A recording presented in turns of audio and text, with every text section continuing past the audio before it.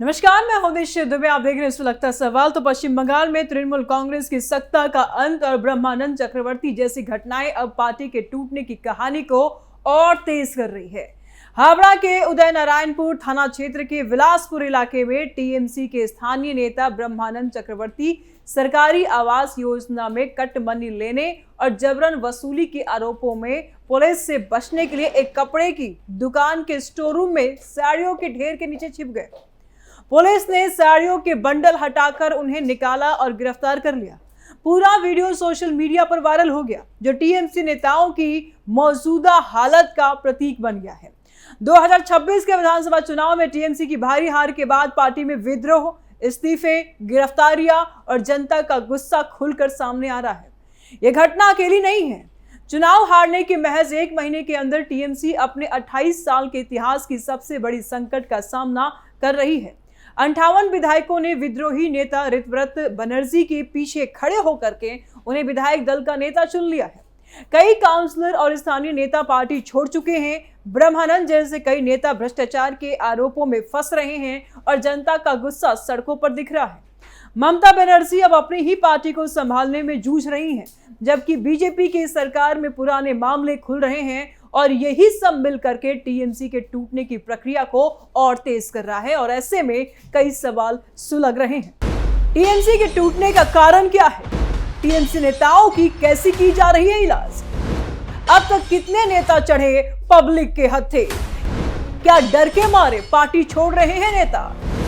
Party टूटने के बाद क्या करेगी ममता बनर्जी? पश्चिम बंगाल में 2026 के विधानसभा चुनाव में तृणमूल कांग्रेस की करारी हार ने पार्टी को अंदर से हिला दिया। लगभग 15 साल की सत्ता के बाद टीएमसी को करीब 80 सीटों पर सिमट जाना पड़ा, जबकि बीजेपी ने 200 से ज्यादा सीटें जीतकर सरकार बनाई। यह हार सिर्फ चुनावी हार नहीं, बल्कि पार्टी की पूरी संरचना को चुनौती देने वाली साबित हो रही है। मुख्य कारणों से लंबे समय से चला आ रहा है भ्रष्टाचार, कटमनी की संस्कृति, परिवारवाद और अत्याचार का माहौल सबसे ऊपर है। ब्रह्मानंद चक्रवर्ती की साड़ी के ढेर में छिपने वाली घटना इसी संस्कृति का ताजा उदाहरण है। सरकारी योजनाओं में कटमनी, जमीन हड़पने, जबरन वसूली और पोस्ट पोल वायलेंस के पुराने मामले जब सामने आ रहे हैं, पार्टी में अंदरूनी कलह भी बड़ा कारण है और ममता बनर्जी और उनके भतीजे अभिषेक बनर्जी के कैंप के बीच फूट साफ दिख रही है। कई वरिष्ठ नेता अभिषेक की बढ़ती ताकत और बॉस कल्चर से नाराज थे। ऋतव्रत बनर्जी जैसे नेताओं के साथ विद्रोह ने 58 विधायकों को एकजुट किया, पार्टी के फ्रंटल संगठनों को भंग कर दिया, जो ममता कैंप की मजबूरी दिखाता है। स्थानीय स्तर पर काउंसलर और ब्लॉक लीडर्स ने इस्तीफे दिए, क्योंकि वे जनता के गुस्से से बचना चाहते हैं। जनता का गुस्सा भी टूटने का बड़ा कारण है। 15 साल की सत्ता में टीएमसी कार्यकर्ताओं पर अत्याचार, महिलाओं पर हमले, भर्ती घोटाले और विकास की अनदेखी ने लोगों को आखिरकार भड़का दिया। चुनाव के बाद कई जगहों पर टीएमसी नेताओं के घरों पर हमले हुए, उनकी गाड़ियां चलाई गई। ब्रह्मानंद जैसी घटनाएं जनता को और उकसा रही है। साथ ही बीजेपी की नई सरकार पुराने मामलों की जांच तेज कर रही है, जिससे नेता डर के मारे भाग रहे हैं या छिप रहे हैं। पार्टी की संरचना भी कमजोर साबित हुई है। टीएमसी पूरी तरह से ममता बनर्जी के व्यक्तित्व पर टिकी थी। कोई गहरी विचारधारा या संगठनात्मक मजबूती नहीं थी। सत्ता चले जाने के बाद ये व्यक्तित्व टूट गए। कई नेता अब बीजेपी में शामिल होने या अलग गुट बनाने के रास्ते तलाश रहे हैं। आंकड़ों के मुताबिक सैकड़ों स्थानीय नेता और काउंसलर ने इस्तीफा दे दिया है और यह सब मिलकर के टीएमसी को तोड़ने की प्रक्रिया को अपरिहार्य बना रहा है। पार्टी अब 2 गुटों में बंट चुकी है, एक ममता के साथ और दूसरा विद्रोहियों के साथ। अगर ये सिलसिला जारी रहा तो टीएमसी का अस्तित्व ही खतरे में पड़ सकता है। टीएमसी नेताओं की कैसे की जा रही है इलाज? चुनाव हारने के बाद टीएमसी नेताओं पर कार्रवाई का सिलसिला तेज हो गया है।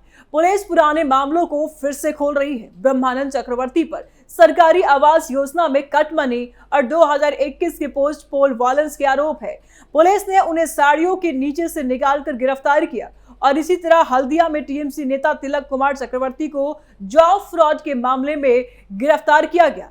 कई जिलों में 181 से ज्यादा एफआईआर दर्ज हुए हैं। जनता का इलाज भी चल रहा है। कई जगहों पर टीएमसी नेताओं पर भीड़ ने हमला कर दिया, अंडे फेंके, उन्हें दौड़ाया।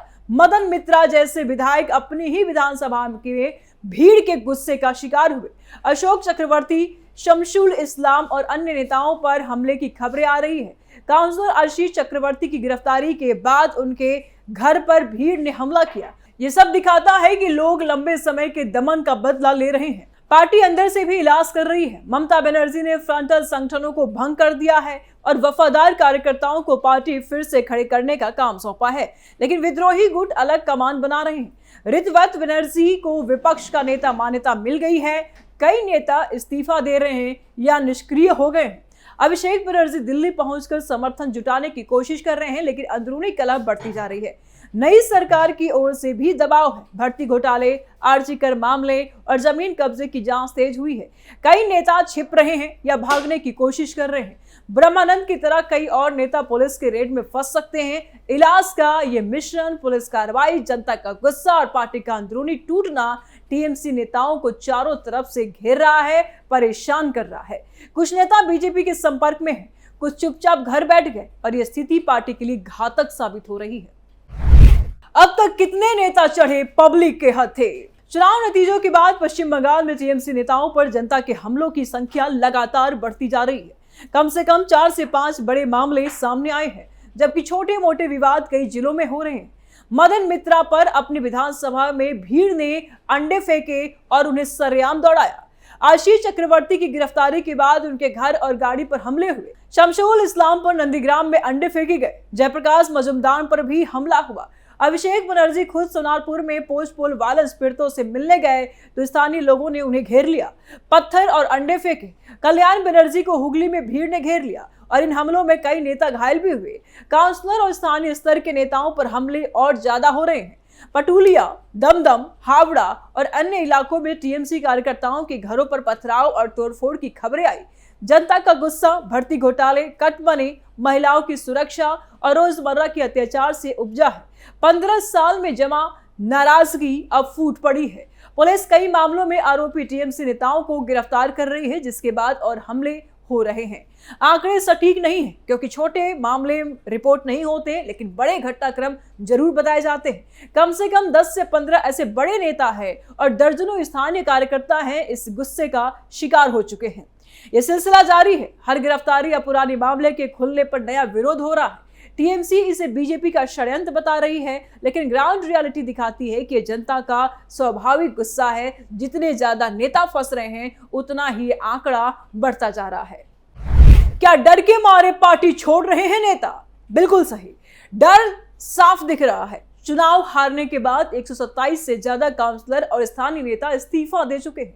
कई वरिष्ठ नेता चुपचाप बीजेपी से संपर्क कर रहे हैं। ब्रह्मानंद चक्रवर्ती जैसे नेता छिपने की कोशिश कर रहे हैं, जो डर का प्रमाण है। 58 विधायकों का विद्रोह भी इसी डर और असंतोष का नतीजा है। वे ममता के नेतृत्व को चुनौती दे रहे हैं क्योंकि सत्ता चले जाने के बाद बचाव मुश्किल हो गया है। अभिषेक बनर्जी पर खुलकर सवाल उठ रहे हैं। कई नेता कह रहे हैं कि उनके बॉस कल्चर ने पार्टी को नुकसान पहुंचाया है। कुछ नेता निलंबित हो चुके हैं, कुछ ने खुद इस्तीफा दे दिया। ग्रामीण स्तर पर कार्यकर्ता बीजेपी में शामिल हो रहे हैं ताकि नए सत्ता पक्ष से बच सके। पुराने मामले खुलने और पुलिस कार्रवाई के डर से कई नेता घर बैठ गए हैं और या राज्य छोड़ने की सोच रहे हैं। ममता बनर्जी ने कहा कि जो जाना चाहते हैं वो जा सकते हैं, लेकिन ये मजबूरी का बयान लगता है। पार्टी में फूट साफ है। कुछ नेता कलकत्ता हाईकोर्ट या अन्य जगहों पर राहत की गुहार लगा रहे हैं। डर के मारे छोड़ने वाले नेताओं की संख्या बढ़ी हुई है क्योंकि जांच एजेंसियां सक्रिय है और जनता का समर्थन नहीं बचा है। यह सिलसिला अगर रुका नहीं तो टीएमसी का बड़ा हिस्सा बिखर सकता है। पार्टी टूटने के बाद क्या करेंगी ममता बनर्जी? अगर टीएमसी पूरी तरह से टूट गई तो ममता बनर्जी के पास विकल्प सीमित होंगे। वे पहले ही कह चुकी हैं कि पार्टी को जमीनी स्तर से फिर खड़ा करेंगे। कोलकाता के कालीघाट घर पर बैठ के कर वफादारों को संगठित करने की कोशिश कर रही हैं, लेकिन विद्रोही गुट मजबूत है और ऋतव्रत बनर्जी जैसे चेहरे सामने हैं। ममता शायद नया संगठन बनाने या इंडिया गठबंधन के सहारे राष्ट्रीय स्तर पर सक्रिय रहने की कोशिश करेंगी। वे दिल्ली जाकर विपक्षी दलों से समर्थन जुटा रही हैं। अगर पार्टी बट गई तो वे अपने कोर समर्थकों, कुछ छात्र संगठन, महिलाओं और अल्पसंख्यक वोट के साथ नई शुरुआत कर सकती हैं, लेकिन उम्र और स्वास्थ्य को देखते हुए ये चुनौतीपूर्ण होगा। कुछ रिपोर्ट्स में वे इस्तीफा या कम सक्रिय भूमिका की भी बात आ रही है। हालांकि वे अभी संघर्ष कर रही हैं। ममता का भविष्य अब इस पर निर्भर करता है कि वे कितने नेताओं को अपने साथ रख पाती हैं। अगर बड़ा टूटना हुआ तो वे विपक्ष में मजबूत आवाज बनकर रह सकती हैं या राजनीतिक संन्यास ले सकती हैं। बंगाल की राजनीति में उनका करिश्मा अभी भी है, लेकिन संगठन टूटने पर व्यक्तिगत लोकप्रियता काफी नहीं होगी। आने वाले दिनों में उनकी रणनीति तय करेगी कि टीएमसी का क्या बचेगा और आगे क्या होगा। अपनी राय आप कमेंट बॉक्स में जरूर दें। वीडियो को लाइक करें, ज्यादा शेयर करें, चैनल को सब्सक्राइब करें। जल्द मिलते हैं नए अपडेट के साथ। दीजिए इजाजत, नमस्कार।